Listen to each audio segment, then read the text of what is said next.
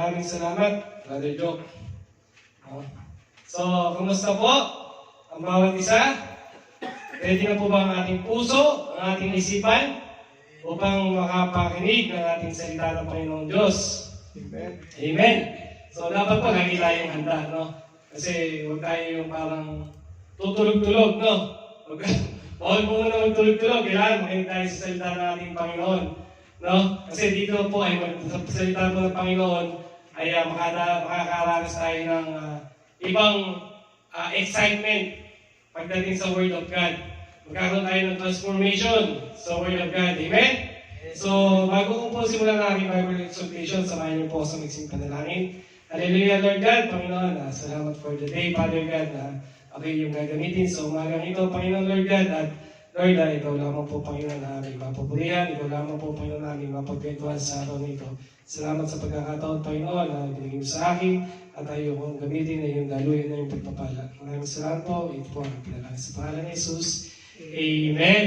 So, sabi po dito sa verse ng 2 Peter chapter 3, verse 18, "But grow in grace and knowledge of our Lord and Savior Jesus Christ, to Him be the glory both now and forever." So, sa Tagalog po, sabi po dito, dapat kayo ay magsilago sa biyaya at sa pagkakakilala sa ating Panginoong Yesus at tagapagligtas na si Jesucristo.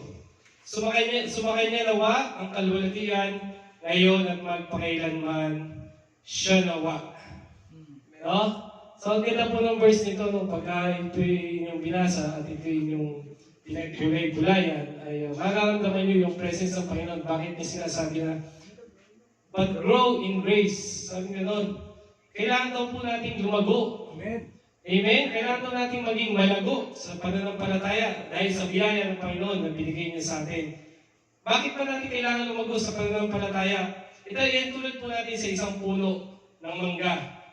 Na kung itatanim mo siya, yung buto ng puno ng mangga, ay itatanim mo siya sa isang matabang lupa, siya'y mag-uugat. At pag ito'y dinidiligan mo, ito ay uusbong, lalago, magkakaroon siya ng dahon, magkakaroon siya ng sanga, mamumulaklak siya, at sa darating na panahon, siya ay mamumunga. No, ito po isang halimbawa na isang buto o seed ng mangga kung paano siya lumago habang ito ay iyong inaalagaan. Habang ito yung didiligan para siya ay lumaki. So sa buhay po natin bilang mananampalataya ng ating Panginoon na kanyang tagasunod, ano po ba yung pwede nating makita sa atin? No? Yung makita sa atin yung kagandahan loob na binigay ng ating Panginoon. Ano ba yung pwede makita sa atin? Dahil para mapatunayan na tayo ay lumago sa pananampalataya niya. Siyempre po, ang unang-una dyan is prayer. Amen? Kailangan po, sa tagal natin na magkakasama dito sa bahay panumbahan, dapat nandun na po tayo doon sa level na yon na sa tagal natin umaten dito, dapat nandun na tayo sa level na natututo tayo magdarasal. Kung paano tayo magdarasal. Amen? And remember last week ago, no, nung meron tayong working fellowship, no? Nung nandun tayo sa hapagkainan, I remember Brother Juni. Sabi ni Pastor Oscar, "Juni, nakakita nun, no? Mag-pray mo yung pagkain." Si Juni, hindi siya tumingin sa kaliwa o sa kanan. Hindi ko siya nakita tumingin sa kaliwa o sa kanan. No? Wala siyang sinabi na, "Tay, ipasa mo na lang dito yung prayer." Diba? "Tay, ipasa mo lang dito, sa susunod na lang ako." Wala ka narinig nun. Bagkos ang ginawa niya, lumapit siya doon sa hapagkainan. Iniraise niya yung kanyang kamay at pinag-pray niya yung pagkain. Amen. So doon po, makikita natin na mayroong paglago ang bawat isang tao na mananampalataya ng Panginoon. Yung tao na sumusunod sa ating Panginoon kasi nga, dahil sa pakikinig ng Word of God, natututo ang tao kung paano manalangin. Amen. Amen? Kaya sabi doon sa Word of God, di ba, ang aking salita ay parang tabak na mayroong talim sa magkabilang gilid. No? So, very powerful po talaga ang Word of God pagdating po sa buhay ng tao. Na kahit yung puso mo ay bato, Mapapalambot yan ng ating Panginoong Jesucristo. Mapapasunod ka yan dahil walang imposible pagdating sa salita ng ating Panginoon. Amen? So maraming salamat po dahil isa po si Jumi na isang patotoo dito sa ating church kung paano nabago ng Diyos yung kanyang buhay Kristiyano. Amen? So salamat po sa buhay mo kapatid. No? Amen. So, ano po yung pangalawa? Sabi po dito sa pangalawa, kailangan nating matutong magbasa ng Biblia. Give time to read the Word of God. Sabi po dito sa Joshua chapter 1 verse 8, this book of the law not dependent out of my mouth, but thou shalt meditate day and night. So ganun po, dapat talaga binibigyan natin ng panahon at oras ang salita ng ating Panginoon. Dahil dito po, pag tayo ay nagbabasa ng Biblia, maraming nababago sa ating buhay. Yung mga mali mong ginagawa, matatransform sa mabubuting gawa. Amen? Kasi kung hindi tayo nagbabasa ng Biblia, sa tingin nyo may pagbabago ba sa ating buhay? Di ba, minsan wala? Kasi doon lang yung limit mo eh. Hindi ka nagbabasa naman, hindi ka nagbabasa eh. Ako po bilang isang Kristiyano at pananampalataya ng Panginoon, nung nabasa ko po doon sa, yung about doon sa Diyos-Diyosan, huwag kang sasamba doon. Nung nabasa ko siya, talagang nag-rima doon sa puso ko na mali-mali yung way ng aking pananampalataya sa Panginoon. Tinitingnan ko, yung Diyos-Diyosan, na yun yung sinasamba ko. Hindi ako sumasamba sa Espiritu, kundi doon sa Santo na yun. So, isa po yun sa isang naging revelation, naging conviction ko sa buhay ko na hindi pala ako pwedeng sasamba lang doon sa Santo na yun. O sa Diyos-Diyosan, o sa, kasi nga sabi ng Panginoon, ay hindi maganda sa Panginoon, sumasamba ka sa Diyos-Diyosan, no? Amen? So, paano po ba sa buhay po natin, no? Paano po ba natin nakikilala ang ating Panginoong Diyos? No? Baka po kilala natin ang Panginoon dahil uma-attend tayo ng every Friday sa gawain. Oy, present ako eh. Present ako lagi, every Friday. Or every once a month, ay 4 na beses ako uma-attend sa gawain. Or, ay, hindi ako nalalit sa gawain. Lagi ako on time. Amen? Hindi ka late. Oo, hindi. Tapos, ay hindi, nag-worship naman ako sa Panginoon eh. Nandito naman ako, lagi akong nag-worship sa Kanya. Tinataas ko yung kamay ko, sumisigaw ako sa kanta niya. Amen? Or tumutugtog ako sa ministry namin. Ako yung tumutugtog. Ako yung team dito. No? Hindi mabubuhay din kung wala ako. Amen. Amen?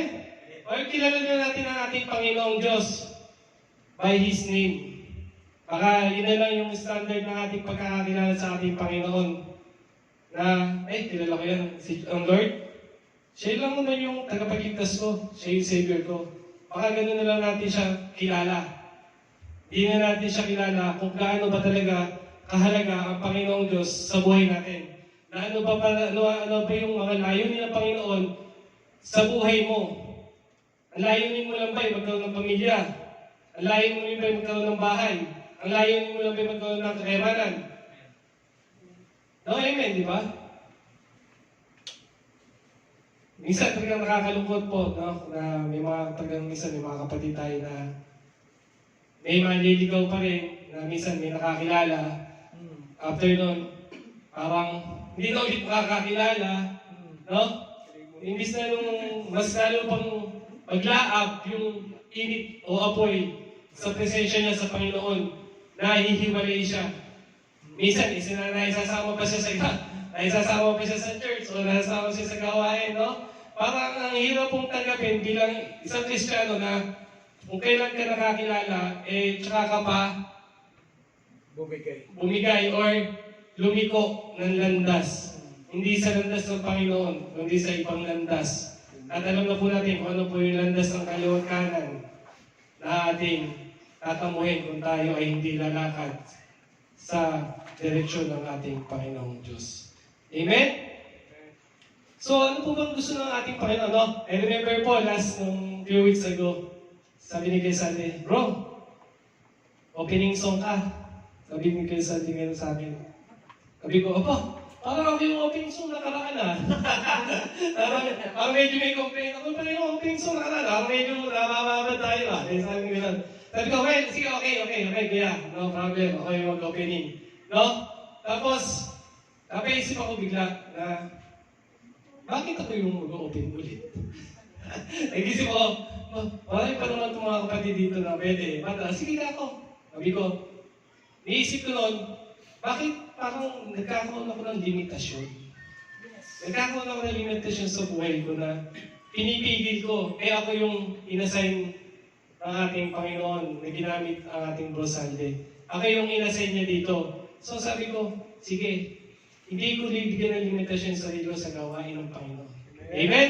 Huwag po natin bigyan ng limitasyon ang ating gawain sa Panginoon. Bagkus, ito ay isang kagalakan na tayo ay magpupuri sa Panginoon dahil ang bibigyan po natin ng papuri at parangal ay hindi po tayo mga tao at hindi po si pastor or sino man po. Ang binibigyan lang po natin ng papuri dito ang ating Panginoon Diyos na buhay.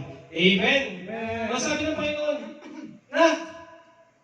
hindi yan yung gusto ko para sa buhay mo. Huwag mong pigilan yung limitasyon mo. Mag-level up ka. Gusto ko, umangat yung spiritual capacity mo bilang isang mananampalataya ng ating Panginoong Diyos. Amen? So di ba parang sa pakinggan na kung mapaano natin na huwag mong bigyan ng limit yung sarili mo. Bukas palad mo kung tanggapin sa buhay mo, sabi ng Lord. Para sa ano? Para magamit kita. Magagamit kita, hindi lang kita gagamitin para dito sa iglesia, kundi gagamitin kita pati din sa mga ibang tao, sa mga kapwa mo, upang magkaroon din sila ng kaligtasan na pwede mong matamo para sa akin. Amen?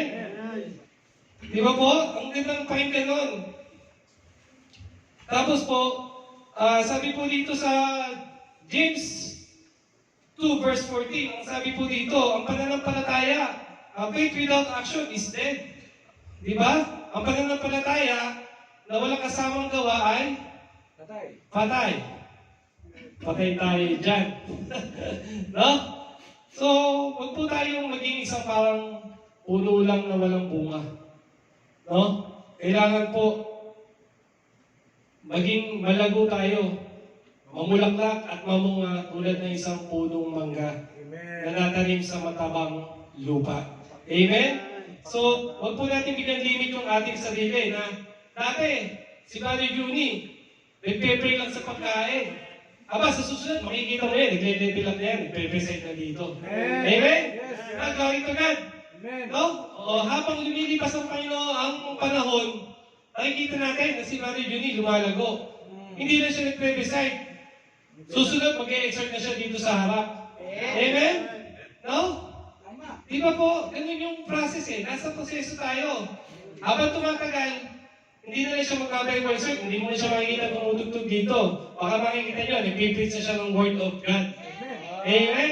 So lahat po tayo ay binigyan ng Diyos ng kakayahan upang gamitin natin, no? Huwag po natin bigyan ng limitasyon ang bawat sarili natin dito sa mundo.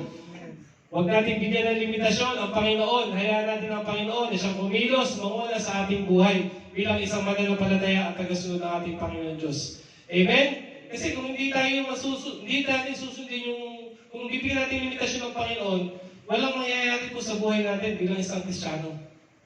Amen? Kaya sabi ko kay Sante, maraming salamat kasi ako yung nagagamit mo ulit.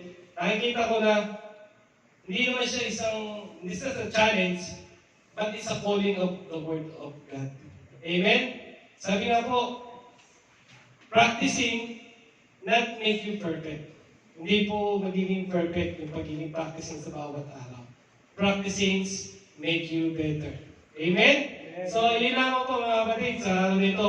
Actually po, sa susunod, alam ko siguro si Sante, nung siguro si Bebs po nagbibigay ng mga schedule about Bible exhortation, sino yung operatory, no? Every 2 months, meron po akong isang gawain, Bible exhortation. Ngayon, every month, nakikita ko na, kaya sabi ko, meron po itong kadugtong. So, in the susunod na buwan, sigurado meron po akong exhortation. At ito po yung magiging kadugtong kung paano naman po, kung tayo po ay lumago na, ano po ba yung pwede nating maranasan kung tayo ay malago na bilang isang Kristyano?